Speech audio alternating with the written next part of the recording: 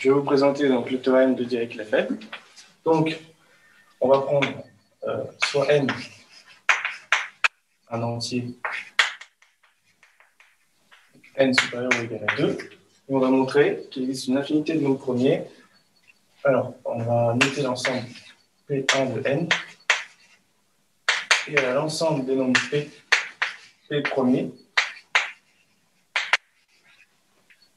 tel que P, donc voilà 1, modulo n. Donc tout d'abord, on va commencer par montrer un lemme. Donc, si on se place, donc on prend soit x, donc appartenant à fp, tel que puissance n, tel que phi n de x est égal à 1 dans fp, avec n premier avec p, alors n divise p moins 1. Donc pour ça, avec phi n, donc le nème polynôme cyclotonique. Donc on a, en passant donc, dans l'anneau fp proche x, donc vu qu'on a phi n de x bar qui est égal à 1, on a donc x bar puissance n est égal à 1, car phi n divise xn moins 1. On a x puissance n moins 1 est égal au produit du phi d. Donc là, c'est un 0.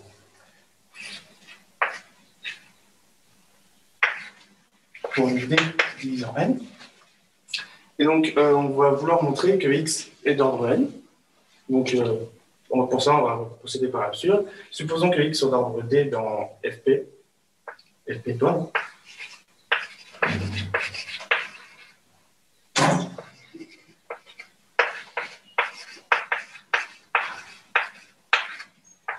Donc, d, c'est un petit n.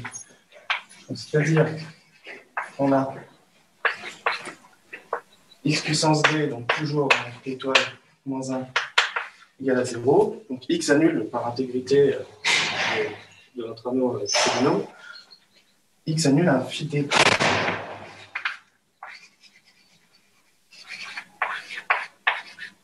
Pour des primes qui divisent d. Donc x en particulier est racine double de xn moins 1.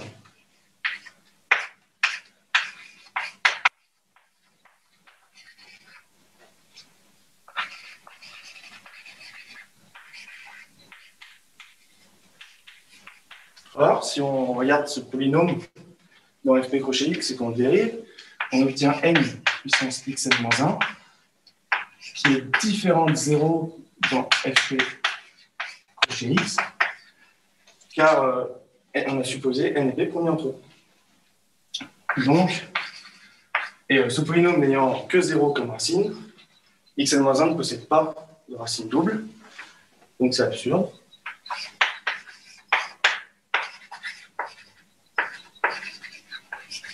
En particulier, l'hypothèse que j'avais faite, c'était que l'ordre était strictement petit que n, donc x est d'ordre n dans le groupe fp étoile.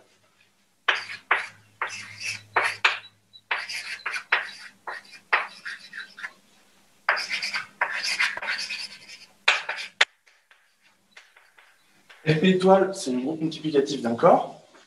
Donc, l'ordre de fp étoile est égal à p moins 1. D'après le théorème de Lagrange.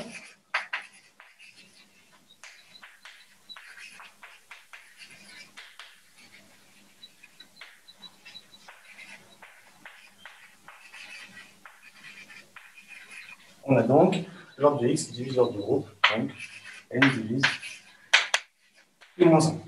Maintenant, on va procéder à la démonstration du théorème. Donc, on veut montrer que cet ensemble est infini. Donc, on va supposer par l'absurde qu'il est donc vide ou fini. Donc, et on va poser. Alors, supposons par l'absurde.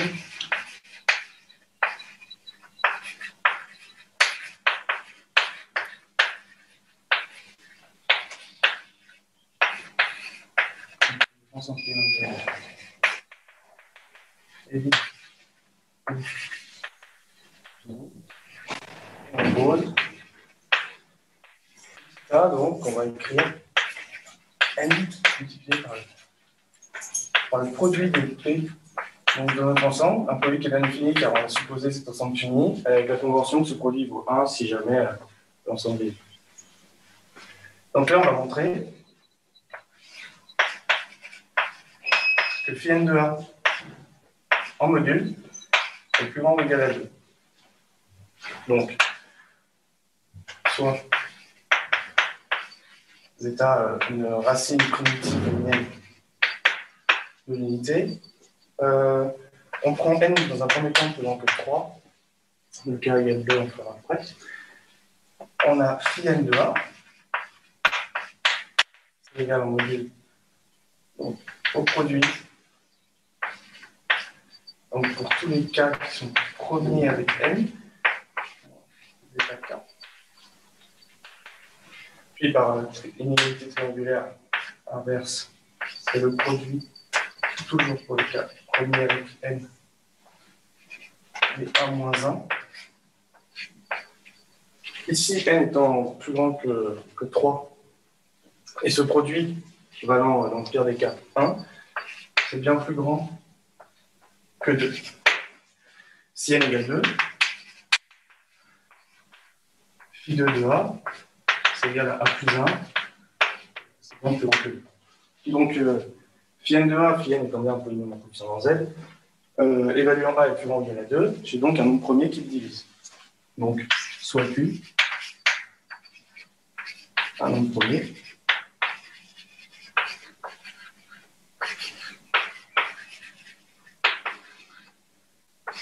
et que Q divise phi n de A. Donc ici, ce qu'on a, c'est donc en particulier phi n de A dans le corps FQ, il vaut 0. Donc on va faire le Q. Étant donné que phi n divise x puissance n moins 1, on a en particulier a puissance n moins 1 égale à 0 donc Q. Donc Q est premier avec A.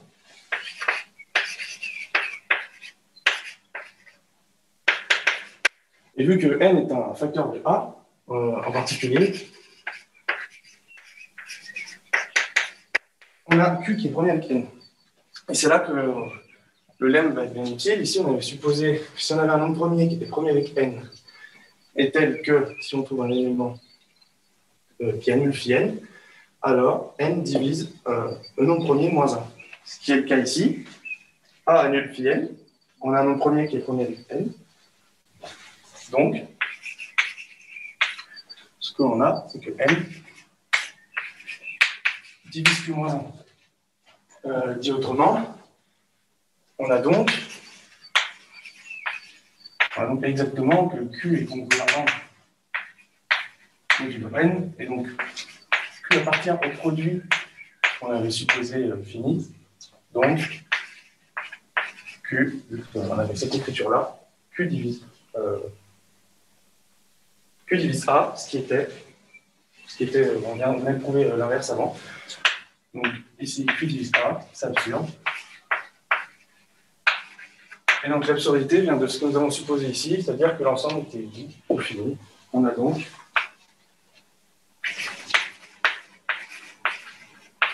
une infinité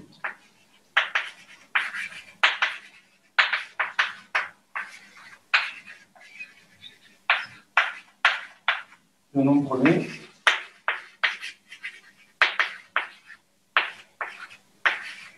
P qui vérifie P est congruent à 1. Et de ça, on va pouvoir en tirer une jolie application. Donc, si on prend alors soit A un groupe abélien.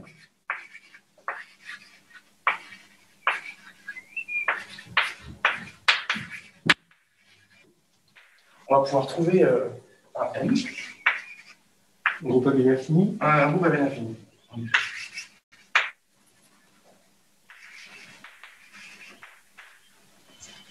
Il existe un appartenant. Fait que A s'injecte dans Z sur Z. Donc on va d'abord le faire pour un groupe cyclique. Donc supposons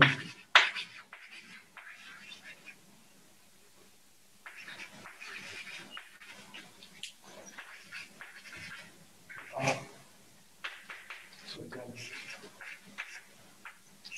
à Z sur Z. Donc l'idée, ça va être de trouver un anti-P premier.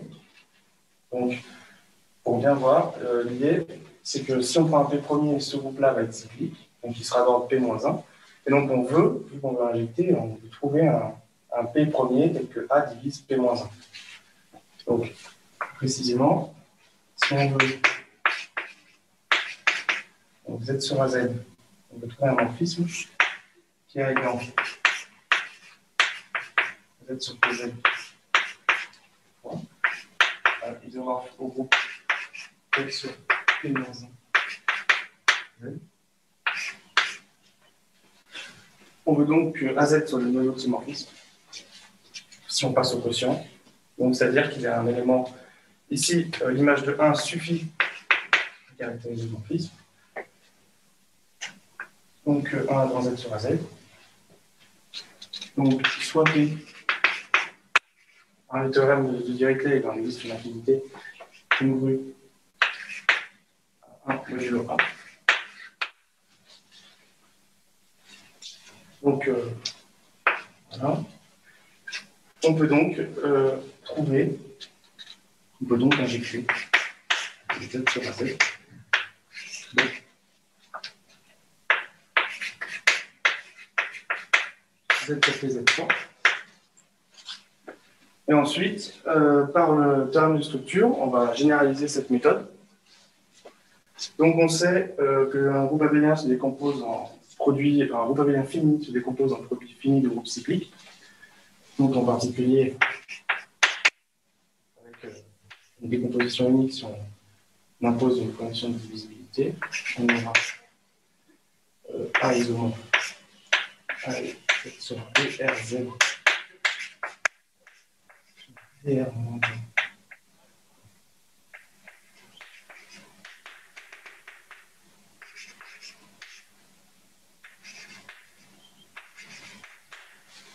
donc, étant donné que là, on a vu pour un groupe cyclique qu'on pouvait l'injecter dans un groupe de la forme Z sur PZ étoile, là on a un nombre fini d'éléments.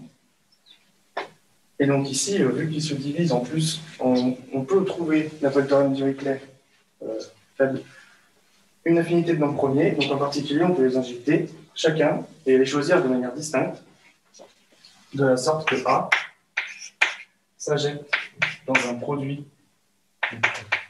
de 1 à R, les Z sur Z étoile. Et étant donné qu'on les a tous choisis distincts, théorème de chinois, on tient Z sur le produit des pays. Et voilà. Donc on voit qu'ici, un groupe abélien peut être injecté. Donc on peut trouver un anti-N tel que A s'injecte dans un groupe multiplicatif de Z sur N.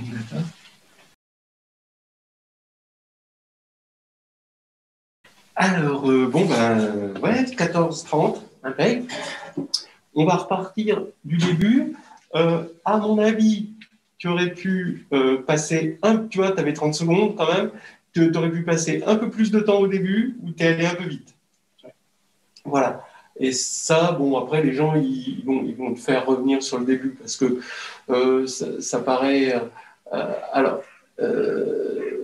pourquoi ce que je veux savoir, pourquoi tu dis que x bar est racine double de xn moins 1 bar? Et essaye de bien expliquer cette chose-là, plutôt vers la caméra que vers moi, parce que moi, c'est moi. J'efface? Non. Oui, tu peux effacer. Disons que tu peux effacer en haut. Hein, en haut. Premier, voilà. Hop, comme ça, oui, c'est bon. Voilà, je pense que là, juste, je veux voir x bar racine double de xn moins 1 bar. D'accord. Donc, moins 1 bar, donc on a phi n pour les produits, pour les d qui divisent n, et là j'ai retiré phi n, d strictement plus petit que n, les phi d. Oui. Par hypothèse, x bar annule phi n. Oui. Et si je l'ai supposé d'ordre d, strictement plus petit que n, vu que xd-1, on a la même formule pour xd-1, oui, ici, et par intégrité, s'il annule ce polynôme, il va annuler l'un des facteurs, donc il va annuler un phi d' avec d' qui divise d, et ici, d était supposé strictement plus petit que n. Donc il divise, et si d' divise d et d divise n. Ah oui, à quel moment t'as dit que d divisé n? Je ne l'ai pas dit. Voilà. Alors, pourquoi il divise n? Alors on a vu, alors je ne sais pas si je l'avais écrit. Non. Oui, disons, vas-y. En tout cas, tu as écrit que xn est égal à 1. Voilà. Donc, si xn est égal à 1, oui, l'ordre divise n. Oui. Si l'ordre est d, j'ai bien donc d qui divise n. Oui, parce que l'ordre divise tout. Maintenant, pourquoi x bar est racine double? Pourquoi tu dis double? T'es sûr que c'est double? Non, au moins 2. Au moins double. Donc, corrige. Ici, et racine, au moins double. Voilà. Bon, très bien.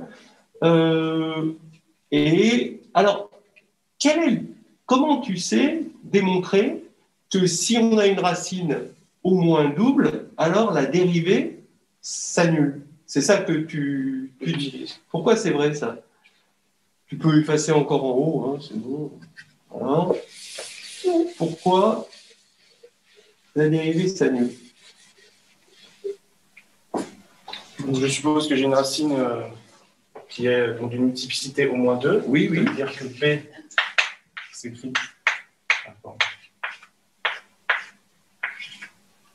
Sur le Q. Donc là, je dérive le polynôme. Oui. Donc, la formule de 2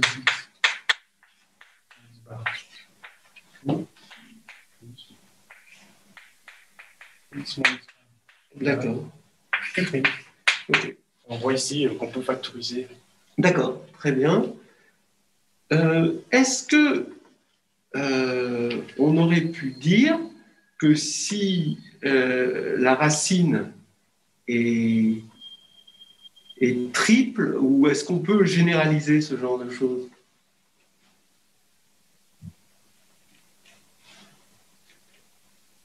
Si la racine est triple, qu'est-ce qu'on a? Alors, si la racine est triple, déjà, on aura bien P seconde qui annule. Oui. Toujours le même raisonnement.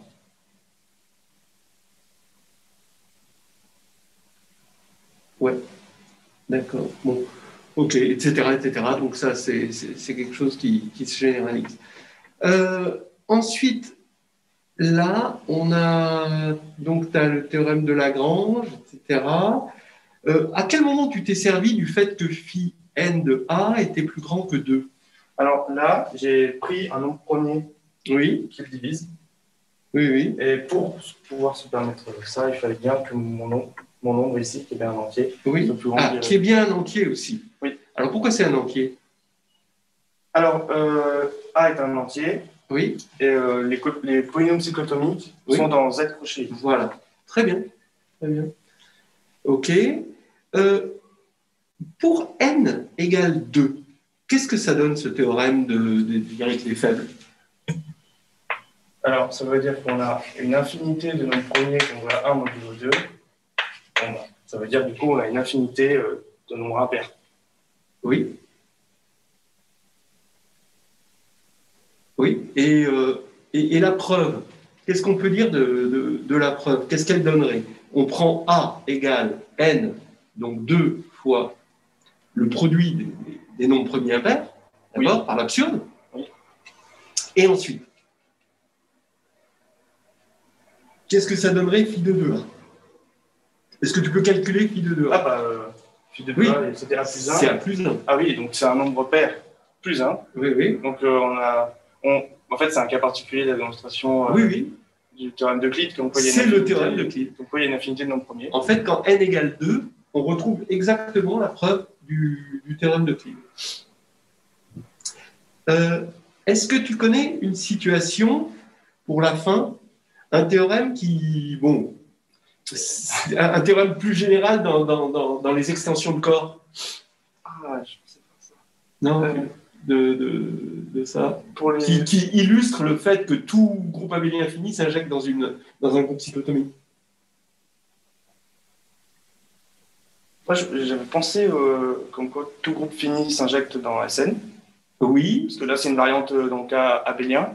Oui. J'avais plutôt pensé à ça. Oui, oui. En termes d'extension de corps,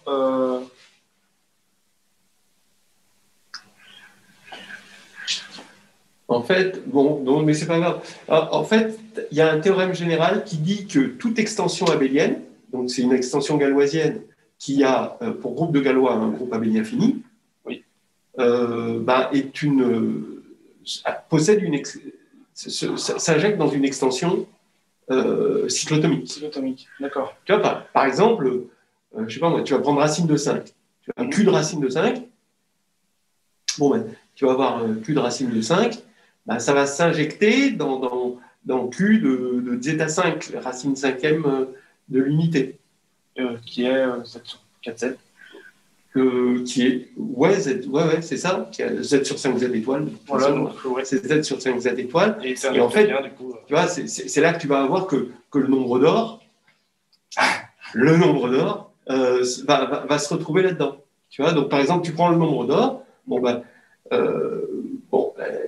va se retrouver dans une extension parce que tu vas avoir un Z sur 2Z qui va s'injecter dans Z sur 4Z, qui est isomorphe à Z sur 5Z étoile. Voilà. Donc, alors, attention, hein, la preuve est difficile, il ne suffit pas de savoir ça. Mais en tout cas, ça, c'est l'ombre, en quelque sorte, d'un théorème plus grand et qui est assez profond en théorie des moments. Voilà. Bon, bah écoute, super, nickel. Voilà. J'ai pas grand-chose à dire de plus.